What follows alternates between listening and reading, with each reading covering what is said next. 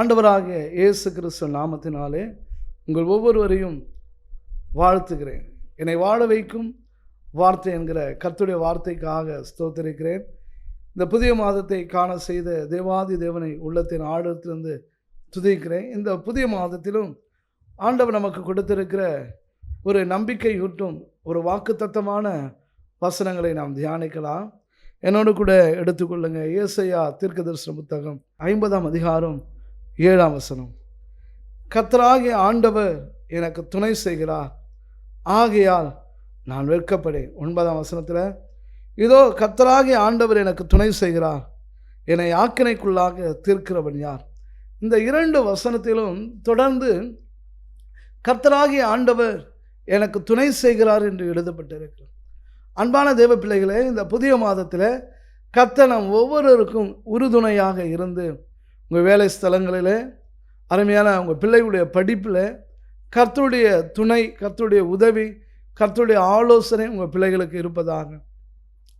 தேவனாகிய கர்த்தர் நமக்கு கொடுக்கிற இந்த வசனம் மிகவும் ஒரு வல்லமை உள்ளதாக இருக்கிறது. தேவனாகிய கர்த்தர் எனக்கு துணை செய்கிறார், ஆகையால் நான் வெட்கப்படேன், நான் வெட்கப்பட்டு போவதில்லை என்று அறிந்திருக்கிறேன் என்று நிச்சயமாக எழுதப்பட்டிருக்கிறது. கர்த்தர் உங்களுக்கு துணை செய்யும் பொழுது நீங்கள் வெட்கப்பட்டு போகிறதில்லை. இந்த வசனத்தின் அடிப்படையில் கர்த்தர் எப்படியெல்லாம் நமக்கு துணை செய்கிறார், அந்த துணையினாலே நம்ம பெற்றுக்கொள்கிற ஆசீர்வாதங்களை குறித்து தான் இந்த வேளையிலே நாம் தியானிக்க இருக்கிறோம். முதல் காரியம், ஆசீர்வதிக்கும்படி அவர் நமக்கு துணை செய்கிறார். என்னோடு கூட எடுத்துக்கொள்ளுங்க. ஆதியாகமத்தின் புத்தகம் 49ஆம் அதிகாரம் 25ஆம் வசனத்தில், உன் தகப்பனுடைய தேவனாலே அப்படி ஆயிற்று, அவர் உனக்கு துணையாயிருப்பார், சர்வ வல்லவராலே அப்படி ஆயிற்று, அவர் உயர வானத்திலிருந்து உண்டாகும் ஆசீர்வாதங்களினாலும் கீழே ஆழத்தில் உண்டாகும் ஆசீர்வாதங்களினாலும் ஸ்தனங்களுக்கும் கர்ப்பங்களுக்கும் உரிய ஆசீர்வாதங்களினாலும் உன்னை ஆசீர்வதிப்பார். யாக்கோபு தன்னுடைய குமாரர்களை ஆசீர்வதிக்கும் பொழுது, உன் தகப்பனுடைய தேவனாலே அப்படி ஆயிற்று, அவர் உனக்கு துணையாயிருப்பார், சர்வ வல்லவராலே அப்படி ஆயிற்று என்று சொல்லி ஆசீர்வதிக்கிறதை நாம் பார்க்க முடிகிறது.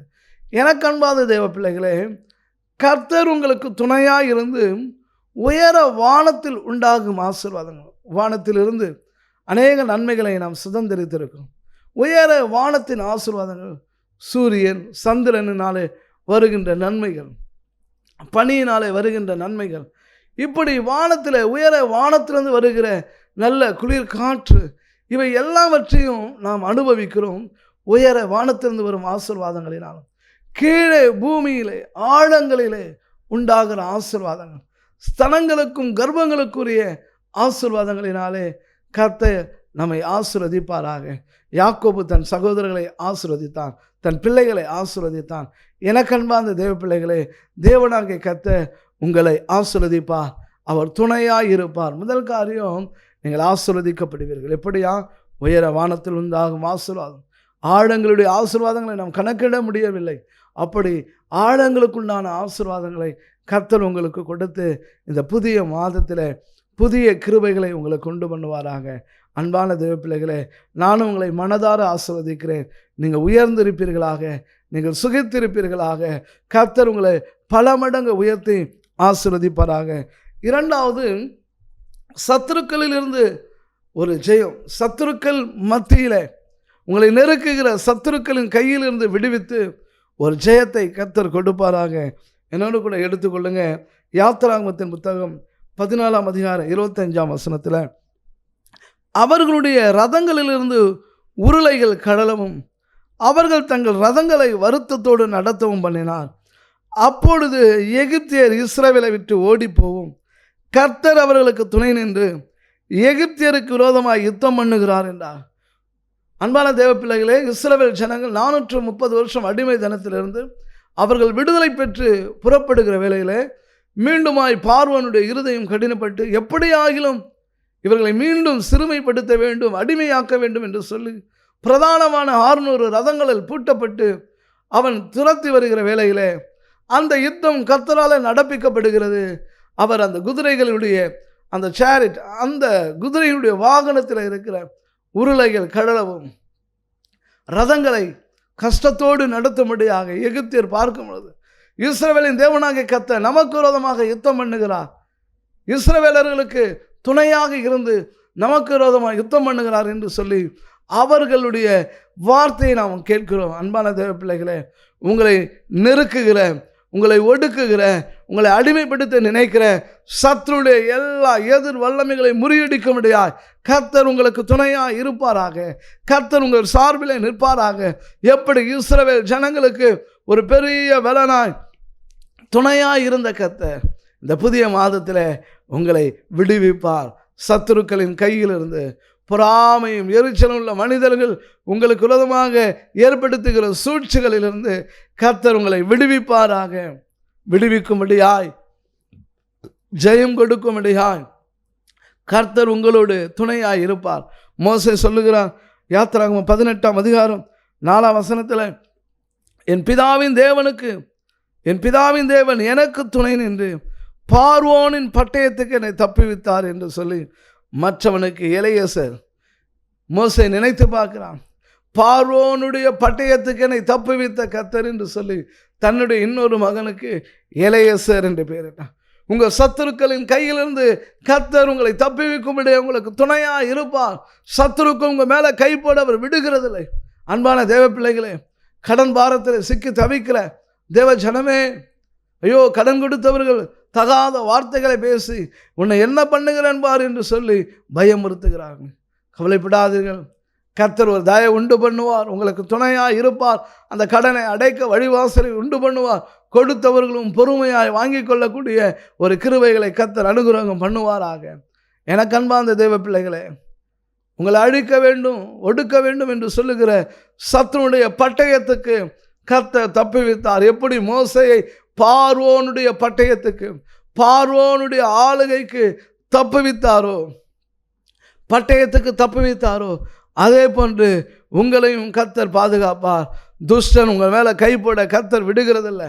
கர்த்தருடைய பிள்ளைகள் மேலே சத்துரு கை போட அவர் விடமாட்டார். அன்பான தேவ பிள்ளைகளே, அந்த வார்த்தையின்படியாக கர்த்தர் உங்களுக்கு கிருபையை, பலனை, பாதுகாப்ப, ஜெயத்தை கொடுப்பாராக. அன்பான தேவ பிள்ளைகளே, 2 நாளாகும் 14ஆம் அதிகாரம் 11ஆம் வசனத்தில் ஆசா தன் தேவனாகிய கர்த்தரை நோக்கி கூப்பிட்டு, கர்த்தாவே, பலமுள்ளவனுக்காகிலும் பலனற்றவனுக்காகிலும் உதவி செய்கிறது உமக்கு லேசான காரியம். எங்கள் தேவனாகிய கர்த்தாவை, எங்களுக்கு துணை நில்லும். உம்மை சார்ந்து உம்முடைய நாமத்தில் ஏராளமான இந்த கூட்டத்துக்கு எதிராக வந்தோம்.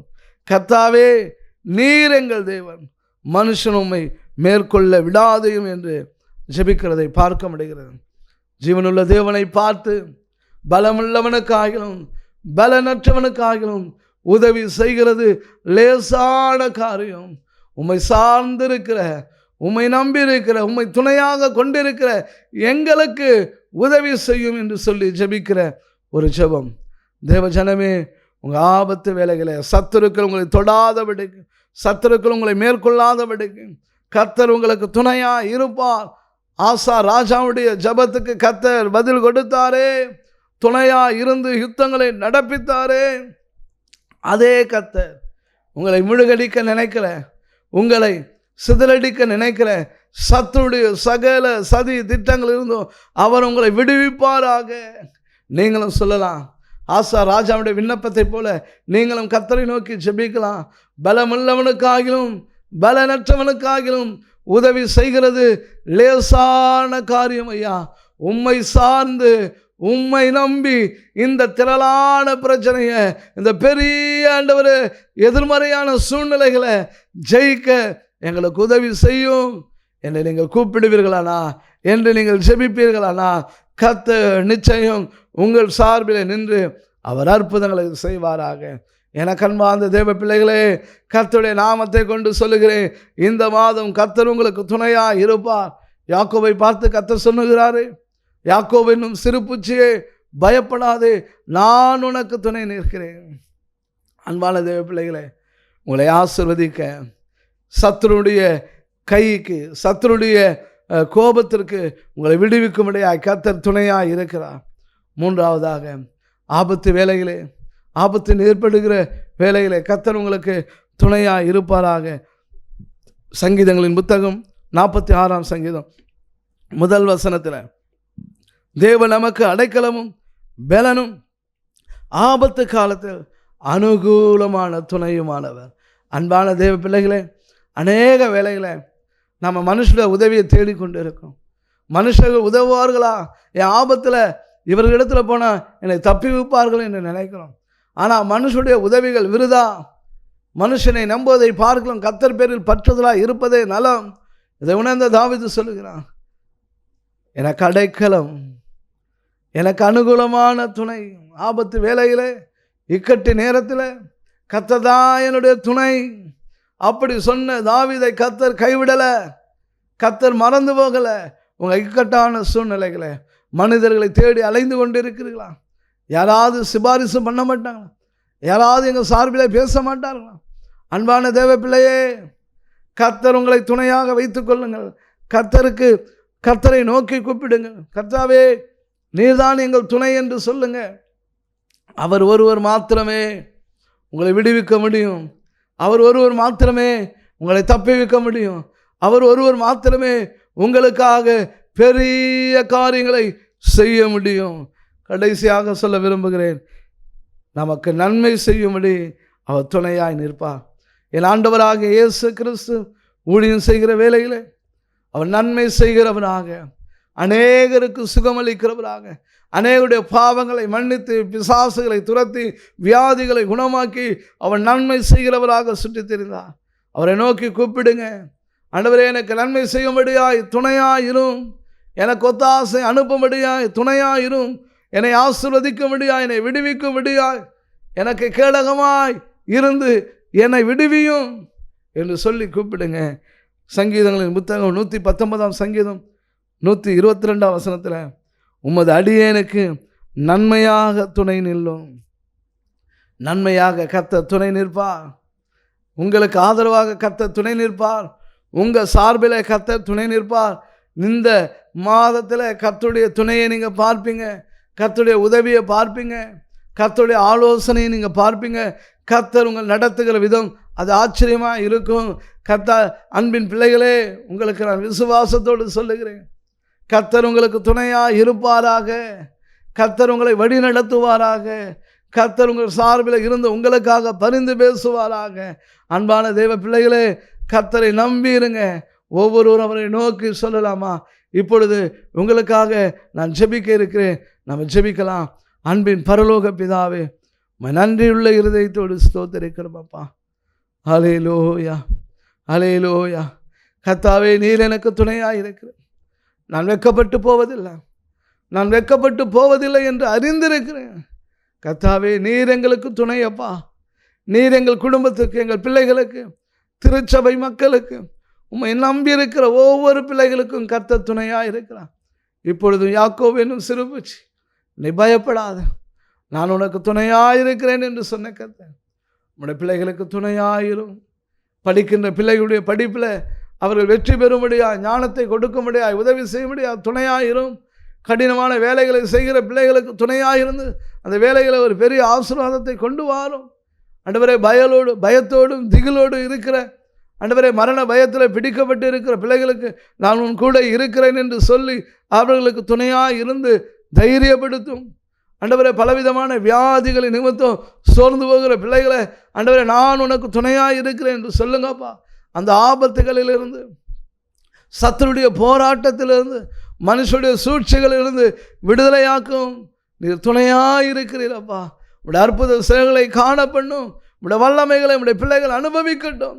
என்னை வாழ வைக்கும் என்ற வார்த்தையின் மூலமாக கர்த்தருடைய வசனத்தை நான் அனுப்புகிறேன். கர்த்தருடைய வார்த்தையை சொல்லி உடைய ஜனத்தை நான் ஆசீர்வதிக்கிறேன். நீர் ஆசீர்வதிக்கப்படட்டும், ஜனங்கள் ஆசீர்வதிக்கப்படட்டும். ஆண்டவரே, மக்கள் உயர்த்தப்படட்டும். கர்த்தாவே, சிறுமையானவனுக்கு, எளிமையானவனுக்கு நீ துணையாய் இருக்கிறீரப்பா. எங்களுக்கு துணையாயிரும். ஒவ்வொரு குடும்பங்களையும் ஆசீர்வதியும். கண்ணீர், கவலைகள், வேதனைகள் மறையட்டும், பாடுகள் மறையட்டும். மனம் திரும்பாதிருக்கிற கணவன்மார்கள், மனம் திரும்பாதிருக்கிற பிள்ளைகள் மனம் திரும்பட்டும். வியாதியின் படுக்கையில் இருக்கிற வயது மூத்தவர்கள், சிறு பிள்ளைகள் ஒவ்வொருவரையும் சுகமாக்கும். கர்த்தாவே, உம்முடைய துணையை, உம்முடைய வல்லமை அனுபவிக்க உதவி செய்வீராக. இந்த கரத்தில் ஒப்பு கொடுக்கிறோம். மீட்பர் இயேசு மூலம் ஜெபிக்க நல்ல பிதாவே, ஆமேன். God bless you. கர்த்தர் உங்களை ஆசீர்வதிப்பாராக. ஆமேன்.